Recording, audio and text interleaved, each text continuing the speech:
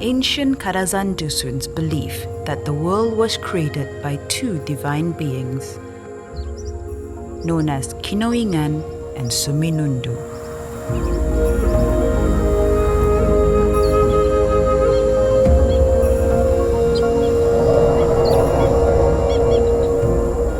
The legend goes that when the creator couple had finished their work, they entrusted their daughter, Ponompuan, and son, Ponompulan, to be keepers of the earth, caring for the world and its inhabitants. But Ponompulan was bitter and rebellious and sought out to build his own kingdom. His sister tried reasoning with him, but she could not stop him on his path to darkness. He began convincing the people to turn their backs on Kinoingan and Huminodun. Kinoingan had no choice but to banish Ponompulan to his evil underworld. In the grief of his son's betrayal, Kinoingan sent scourges of war, disease, and famine down onto the earth. Facing the wrath of the great creator, the people were left with no hope for survival.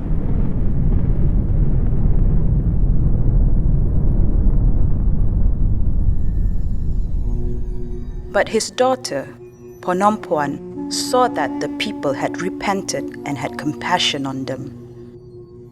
She begged her father to save them. He told her there was only one way.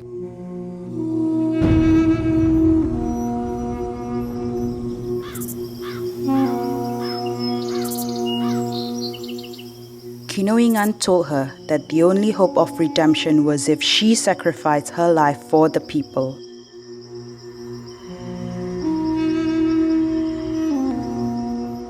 Ponompuan loved the world that her parents had created, as well as all who inhabited it. She would do anything to save the people. And so she knew what she had to do.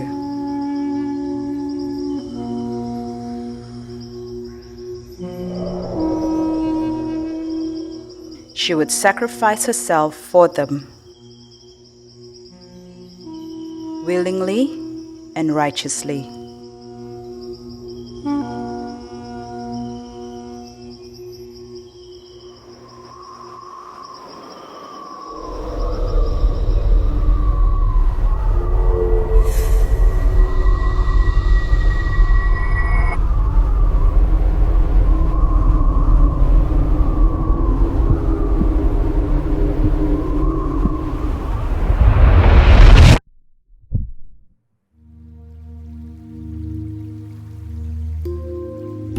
From her sacrifice, her body transformed into different food resources. The people then knew that Ponompuan had saved them. It was because of this selfless act that Ponompuan came to be known as Huminodun, the transfigured sacrifice. Kadazandusun's believe it is her spirit, Bambarayon, that lives in their paddy today.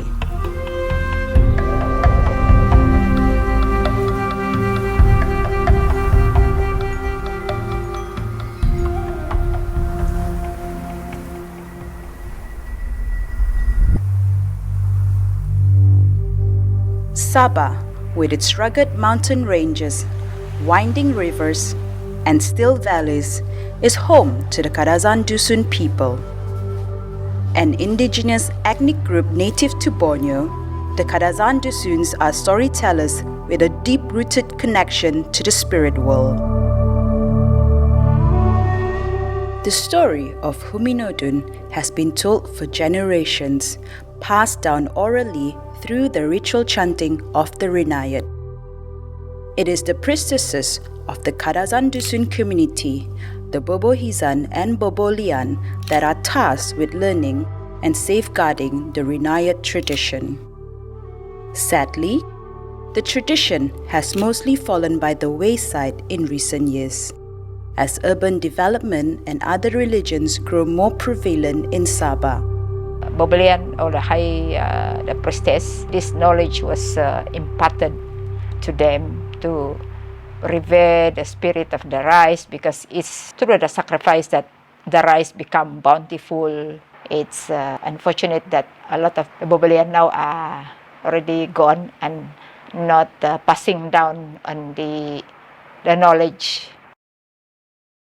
Nowadays, young women are not learning it. The people who kept the Vinite, where the myths were the priestesses, and they were the ones who knew all the story of Suminundu, Huminodun and Kinoingan. And according to this ancient Renayat passed down by the high priestesses, the girl who was sacrificed was in fact not of the name Huminodun.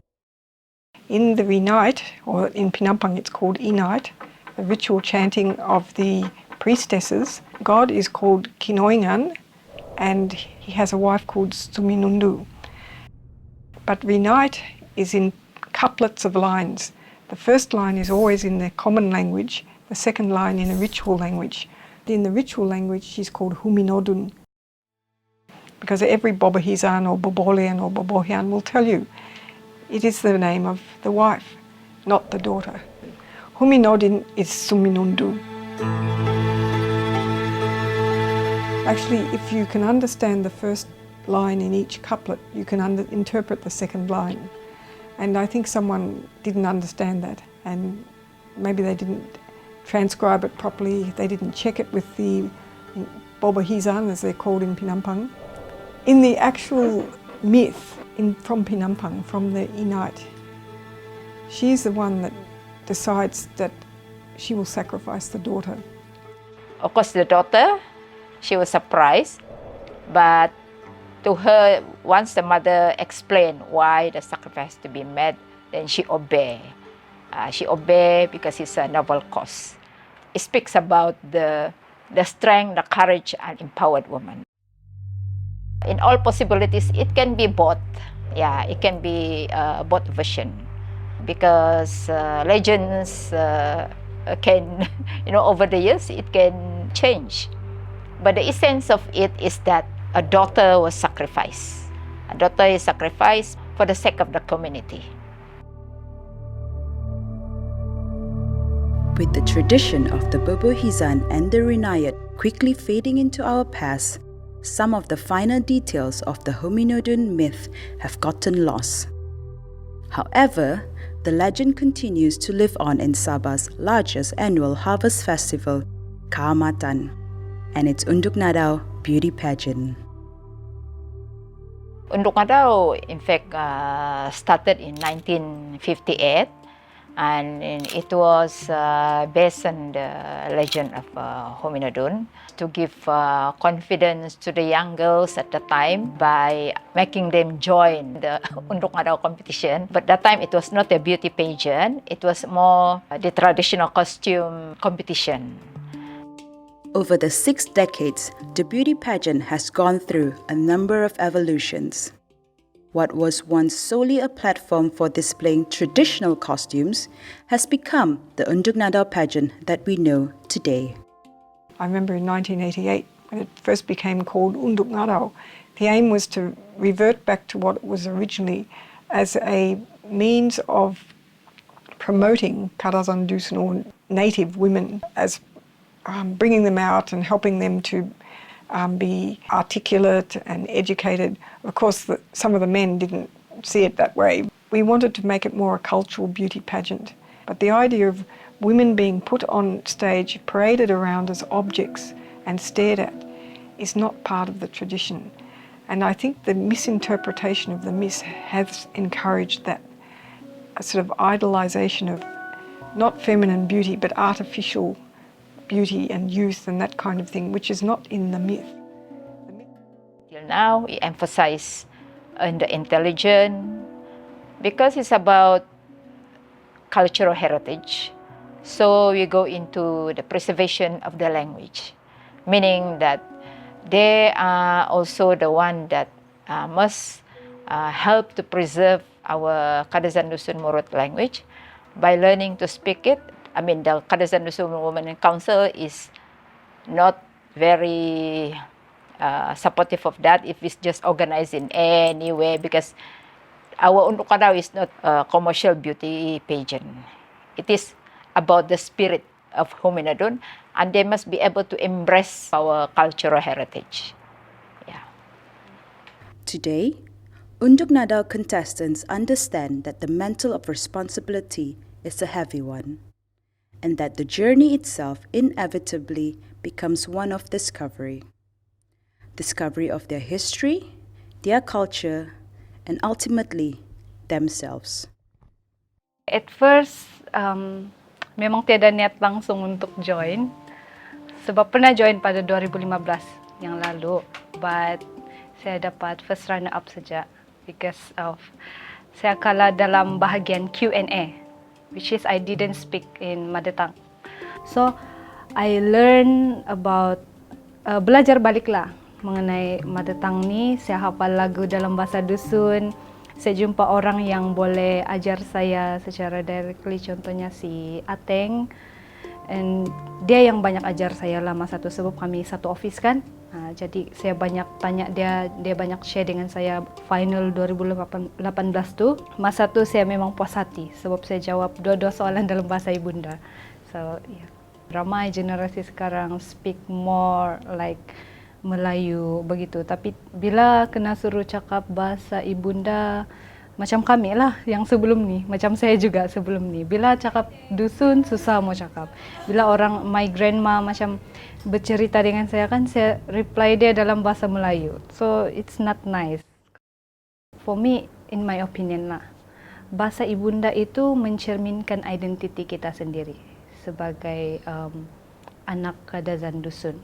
Kalau kita tidak boleh berbahasa ibunda, macam mana kita mau buktikan yang kita ini anak jati dusun? It is through the Unduk Ngadau pageant that Huminodun has ensured the preservation of Kadazandusun culture. Cultural continuity has created generations of women that underline loyalty, respect, and devotion to their community, with confidence and leadership as their backbone. I auditioned for this Huminodun movie right after the pageant. So they did the audition in Le Méridien. That's where all of the contestants stayed. And I thought to myself, they're doing that audition, might as well just try, you know? Even if I don't get it, at least I have this experience of actually auditioning for a movie. I've never done it before. So I tried, and then I got the role. I love the idea of being able to make my own choices, to pursue my own career, to make my own future. And being able to make, my own decisions and being able to be assertive and not let anyone else tell me that I should do it this way, what I'm doing is wrong. I guess in some way, I can say that I'm a bit like her, like Huminodun herself, because she's assertive. She's not just this beautiful, selfless woman, this beautiful, selfless deity. She's also this very strong and assertive woman. She makes her decision, and she's brave enough to face the things that she needs to do ba. Yang paling jelas kita boleh nampak, Huminodun dia sanggup berkorban. She willing to sacrifice herself untuk dia punya masyarakat. So itu adalah salah satu ciri-ciri yang tidak mudah untuk kita ikut. Tapi kita boleh jadikan itu sebagai contoh untuk kita buat sesuatu dalam hidup kita. The importance of folklore and oral tradition is not in the minute details, but in how these stories and customs, faithfully passed down through the generations, reflect the culture it inhabits. When you look at Kadazandusun culture or any Dusunic culture in Sabah, even the Marutic ones and the Paitanic ones, we have what is called gender balance. That doesn't mean that men and women do the same work, but their roles are balanced. And women have the same dual status as men.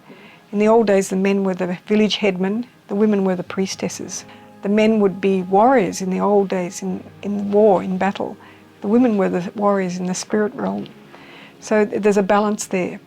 So this is something which is very different from, say, in the West, where I came from years and years ago when my parents were teachers when they first got married. A woman teacher with the same qualifications as a man would earn less because she was a woman. That was in those days in Australia. It's not like that now. But you don't have that kind of discrimination. Here, women are respected. I come from a family of 15. Well, 10 boys and 5 girls. My father never said that, oh, you cannot do this, you cannot do that. Now there are many women, Kadazandusun women, who are ministers, assistant ministers, also teachers. They are all in all the fields now. And I believe it's because of the spirit of the Huminodun who already have this wisdom that they pass on. The message behind the Huminodun myth is clear. Men and women are equal. They may not have the same roles or responsibilities to their community, but their roles are equal in weight. Our myths and folklore are not just fairy tales of time past. They are reflections of our culture and customs. What we see here in the modern times is, even though it's just a legend, but the beliefs and the spirits lives on through these modern times. That's why, in a way, having the Kamata and the Unduk Ngadau as a highlight has helped to sustain the culture of the Kadazandusun woman. We all know that Huminodun is this selfless, beautiful girl who sacrificed herself for her own people. But she is also a very strong character. Kaamatan is celebrated because of her. Unduk Ngadau exists because of her. You know, it's good that we have all of these, stories about her. But it's also the things that we learn from her legends, the things that we learn from her stories. I mean, this is who we are. And the Renite should be written down and preserved as myths, as oral literature. This is important because people need to know that the past was a valuable preparation for the future. They need to have access to their past, their cultural past, through books and ethnographies and museums and literature, so they can see that the future it's worth striving for. Huminodun ini bagi saya adalah salah satu contoh ataupun tokoh yang kita akan tetap ingat sampai bila-bila, sampai generasi yang seterusnya. Sebab ini adalah legenda kita, bangsa kita. Dan saya rasa legenda ini banyak memberi impak kepada wanita sebab Huminodun is woman. So, wanita Kadazandusun ini, dorang banyak mengambil contoh daripada Huminodun ini, bermula daripada keluarga sendiri dan juga dibawa kepada masyarakat yang lebih besar, macam di negeri Sabah ini. Bukan di negeri Sabah sajalah, di luar negeri Sabah ataupun seluruh Malaysia. The story, to some, may be nothing more than an old wives' tale. But this tale of a woman's compassion, leadership, and sacrifice has shaped generations of women, influencing their relationships, priorities, and ways of life. Some of the details may have gotten lost in translation, but the true essence and spirit of Huminodun lives on today.